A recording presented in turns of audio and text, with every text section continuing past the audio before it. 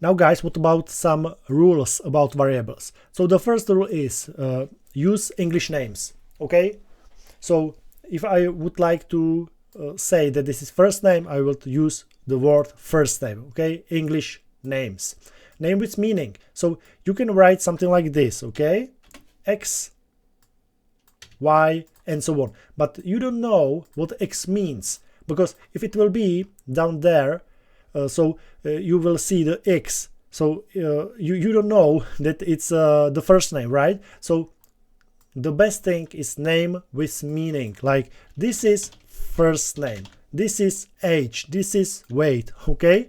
Of course, you can use X and Y, for example, some coordinates, because it makes sense, right? But usually it doesn't make sense in a normal way, like first name, second name, age, and so on. So I will write back second name. Okay, so name with meaning, without spaces. So you can write something like this. Okay, it's impossible. It causes error. Small letters. Don't write something like this, for example. It can be. It doesn't mean that there will be an error, but usually the habit is to write it with small letters, okay? More than one word, underscore. We call it camel case. So if there is more than one word, we will use underscore. If there is only one word, we don't use underscore. Don't start with number. So it means you can write anything like this, for example.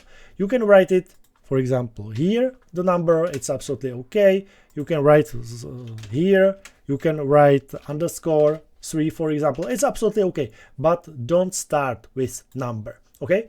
And don't use special symbols, okay?